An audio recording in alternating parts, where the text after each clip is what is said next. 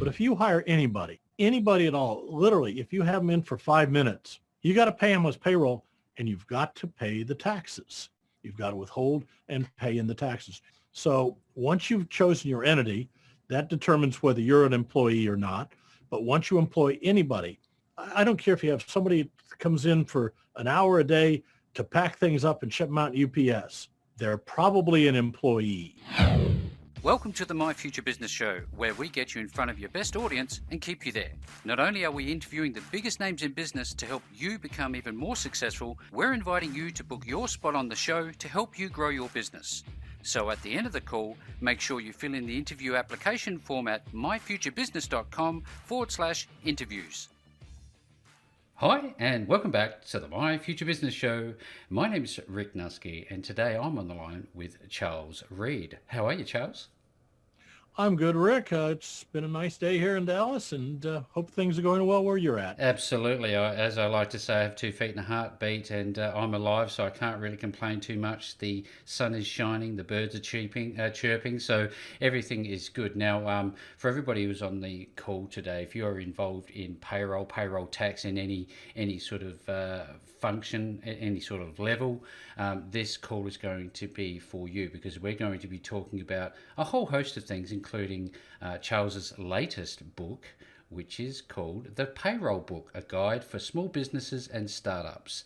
Now, this book will demystify payroll and payroll tax compliance for you, but I'm not the professional. I'm going to let Charles talk about that in a moment. But before we do that, Charles, it's customary for me to spend some time with you to give some context to the call and share your background with people. I know you've got a rich background. I'd love to learn more about you. Would you mind sharing a little bit about yourself with the My Future Business audience?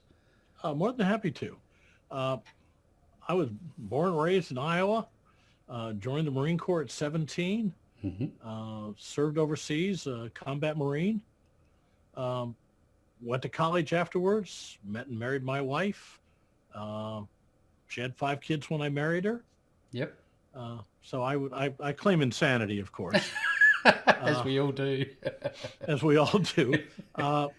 Went to work for major corporations, realized I was never going to run a major corporation because I didn't have the political skills. I have a hard time stabbing people in the back and, knocking them off the ladder.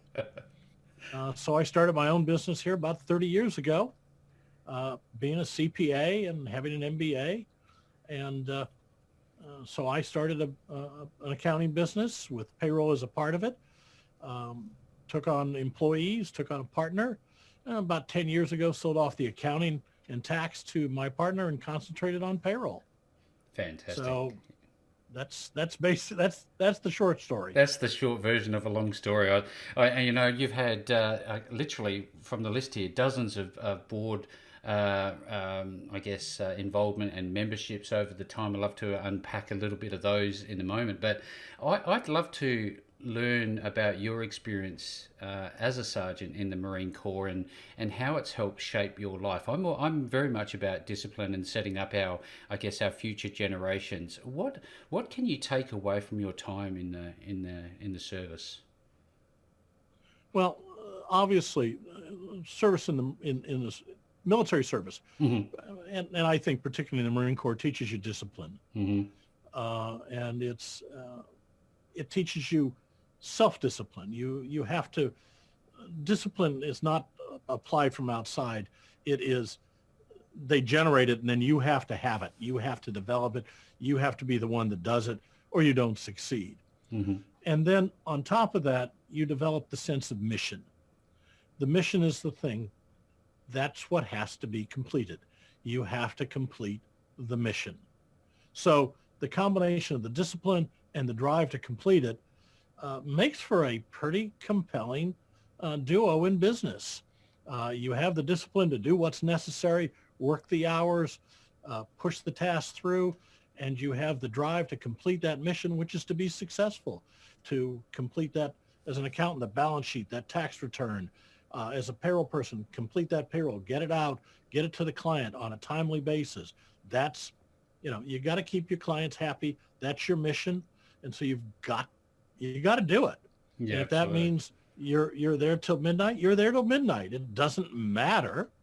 You just got to do it. That's part That's of the deal. that's all there is That's to the it. mission. Yeah, You I got to can. complete the mission, whatever it takes. I think this is a very important point about small businesses and startups, because they often lack the discipline to actually follow these things through, and they will often overlook the very important elements to business, in including payroll and payroll tax. Now, I think we should, I guess, simplify this and assume that there will be listeners on the call today with us, Charles, that know nothing about, I guess, this as it applies to their either existing business or their new venture. I was wondering if you could, I guess, step us back a little bit and simplify what payroll is, and we'll start from there.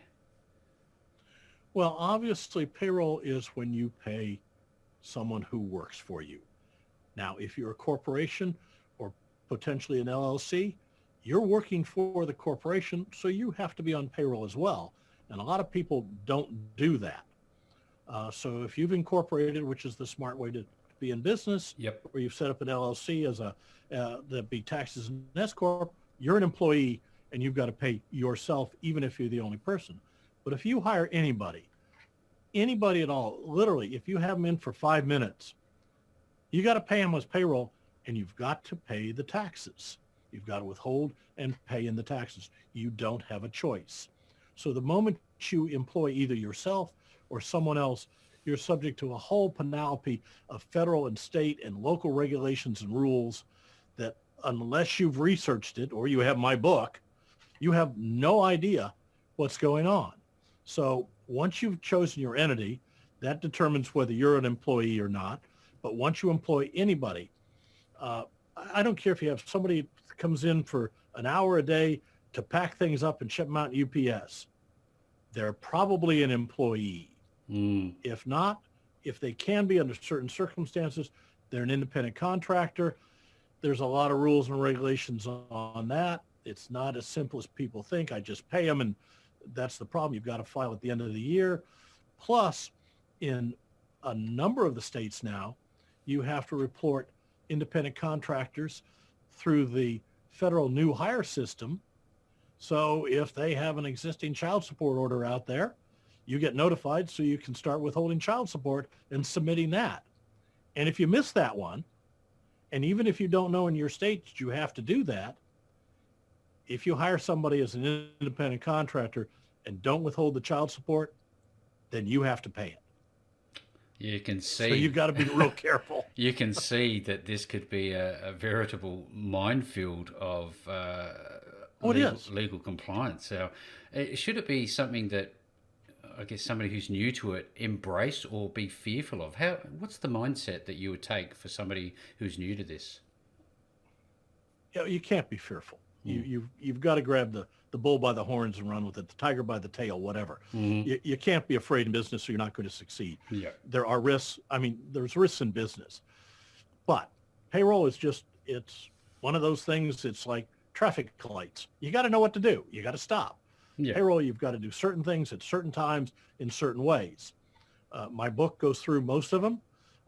If you don't want to do it yourself, we run a payroll service bureau nationally for hundreds and hundreds of clients. Yeah. So you can outsource it fairly inexpensively and simply. I used to, before I ever got into the payroll business. I always outsourced my payroll. I never thought it was worthwhile to do it in-house. When I first started 50 years ago, I was, as a CPA. 40 years ago, I was helping my father, and he had it all on paper spreadsheets. Oh, wow.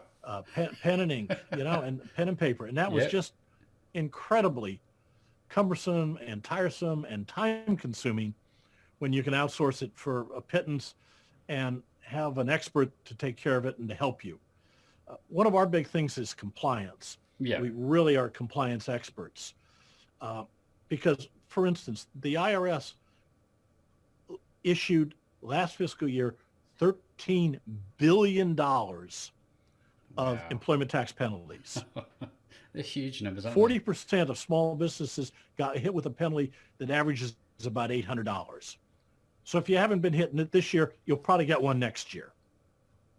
It's a and scary half of them thought. get abated. And you know, with the technology that we have nowadays, Charles, it doesn't need to be difficult. And with the resources like yourself, where people can go and learn more and grab your book, it really doesn't need to be a penalty if they're smart about it.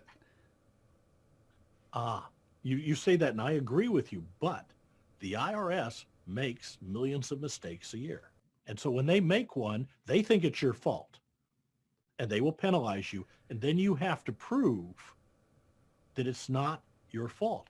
And beyond that, they can't penalize you for a simple mistake, but they will every time. They'll say it's gross negligence. It's the burden's on you to prove it was a simple mistake that doesn't rise to the level of gross negligence, and therefore they have to abate the penalty. If you don't know how to do that, you'll never get it done. That's another reason to either use a professional or buy my book, and I Yeah. go through what you have to do to get a penalty abated. Oh, I'd just like to, I guess, give our audience, the My Future Business audience, a bit of context. I mean, you have had, you're the author of 3 books thus far. As I mentioned earlier, you're on multiple boards and have different memberships. Let's run through a few of them.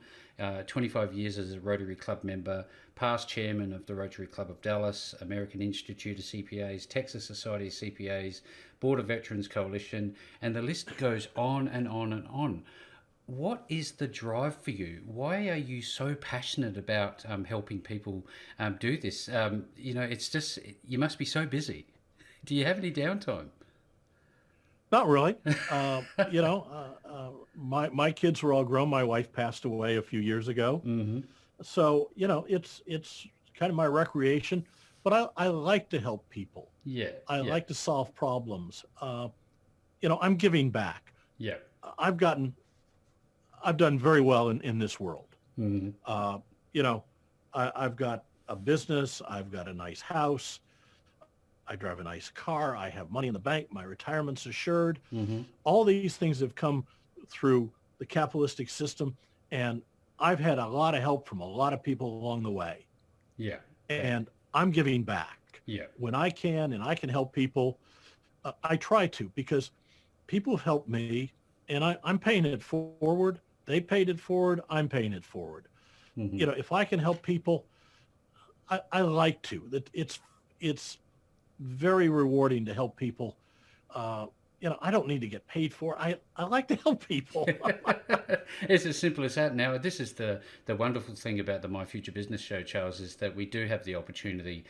You'll see the catchphrase, helpful people, helping people, and that's why it was a hand in glove fit to have you on the show. So thank you very much for providing your insights. Now, let's assume that you were starting over again, but with the wisdom that you have today, what would you, as a business owner, do differently if you were to start again? Well, one of the things I would do is delegate much sooner. Yeah. Uh, being a CPA and being a nitpicker, to me, style was important early on, that it had to be done a certain way.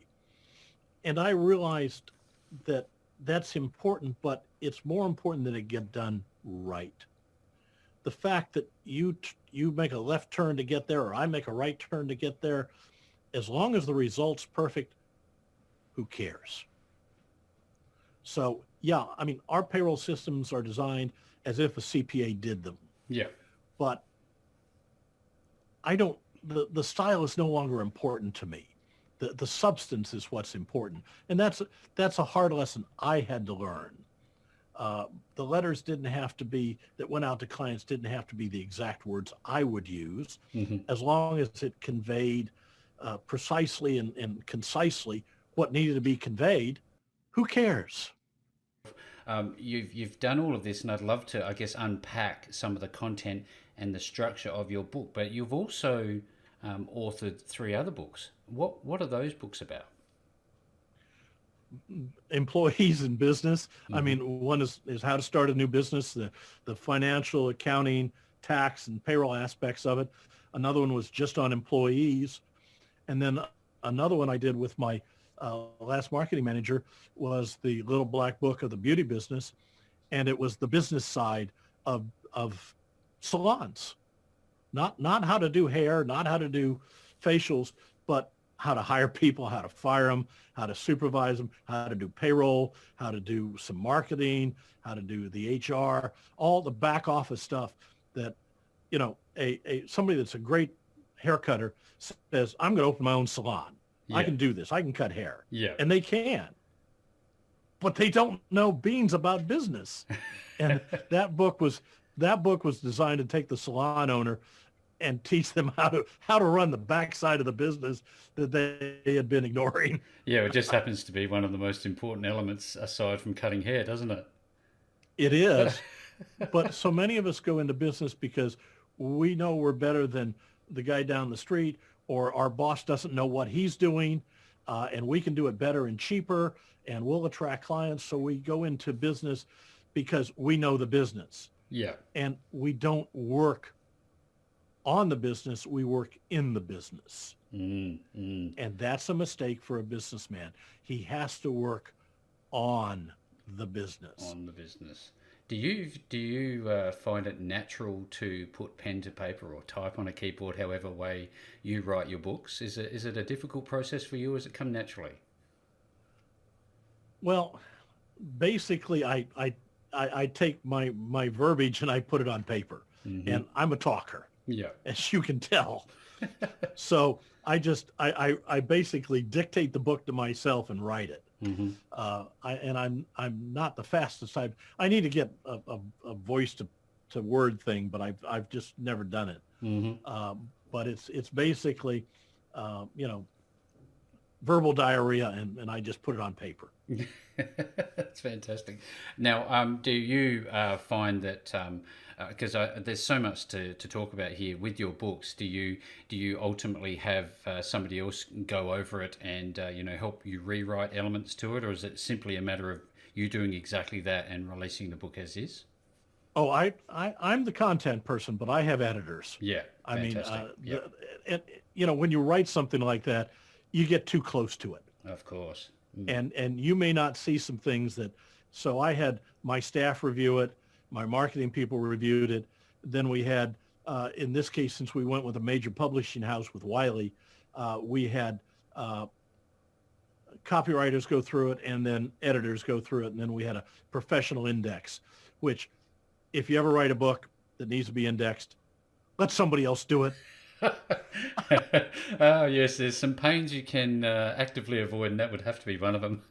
That $800 for the index Do it. was worth.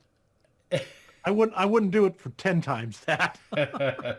Thank you for sharing all of these wonderful insights, Charles. It's fantastic. I'd love to now, if we could please, referring back to this the index, as it were, if we could start to unpack the contents and the structure that somebody is going to find as they start reading this book. Well, the book comes in 3 sections, and the first section is payroll setup. Excuse me, and it defines what type of entity you want, who actually is an employee and who's not an employee. What's a statutory employee? What's a non-statutory employee? What about volunteers, interns, children, and so on? Then we go into earnings. What's salary? What's hourly? Who's subject to overtime? Okay. Who's not subject to overtime and why? Following that, we go into the deductions and the taxes that exist in this. What are legitimate deductions? What are pre-tax? What are post-tax? And then tax penalties and what to do about them. We also go into the work week, the pay period, and the payday. All are different. The work week sounds simple, but it's defined by federal law, what a work week is. And we go into all the various laws, the FLSA, which is the Fair Labor Standards Act, which is the basic for, U.S. payroll on a federal level. And then we touch on FMLA and affordable care and new hire reporting, which is critical, posters and other things. The second section is actually running the payroll. Doing the job. How do you collect the time? How do you calculate the hours? How do you calculate the overtime? What goes pre-tax? What goes post-tax? And all the things down from gross payroll and gross payroll plus for add-ons down to all the earnings, all the deductions, all the taxes, and down to net pay. Things like child support, United Way, whatever goes into it. Yeah. And then depositing and filing the taxes. The third section of the book is all those other things you need to know about payroll. All the record keeping you have to do and all the various entities that require record keeping. Workers' compensation insurance, required in every state except Texas. Okay? Yeah. And all that's involved in that. Security, internal controls, so you can keep track of everything and make sure that it's done right. And you don't have somebody cheating you on payroll, or you're cheating yourself, or you're cheating your employees. Then a chapter on U.S. citizens abroad and aliens here, and what's an illegal alien, and what you have to do if you hire one. Yeah. That you shouldn't, of course, but if you do, what you have to do. Mm-hmm. And then the last chapter is other issues, which include PEOs, human resource management, escheat, which most people have never heard of, where uncashed paychecks have to be remitted to the state. Technology, other federal laws, and of course, the ubiquitous employee handbook, which you definitely should have if you have an employee, because that's your contract. And that gives you the ability to, if they don't do what they're supposed to do, to terminate them without having to pay huge sums of unemployment taxes. But it's your agreement between them and you, what your responsibilities are and what theirs are. So it's a vital thing in having employees. Absolutely. This is such a comprehensive resource. I have a couple of questions. One to do with technology. You mentioned you have a section on technology. For the longest time, in my experiences, working closely in HR and with people working in payroll, technology seems to be a big thing in terms of the way we manage mid to large size organizations. What's your take on technology? Is that something that small businesses should rely on to make their job easier? Absolutely. Mm-hmm. Anytime you can use technology to cut down time, energy, or effort, do it. I mean, it's silly not to. Sometimes what you want to do at the moment is too expensive. Well, wait a month or 6 months, the price will come down in technology. Always does. I remember buying disk drives to add on to a mini computer system. And it was a $40,000 Mitsubishi disk drive. Wow. Okay, $40,000, and it was like $400K. I have more storage in my phone or on my thumb drive. Okay, I can buy them at Walmart for $4.95. Okay, $4.95, not $40,000. Have more storage. So technology always goes down. So you want to be careful how much you invest, because it will be cheaper tomorrow. Yeah. But use it. Absolutely. I you talk about advancements. I wonder, what do you see changing in the payroll field in the future? Or do you think it is what it's going to be forever? Oh, God, no. It'll change.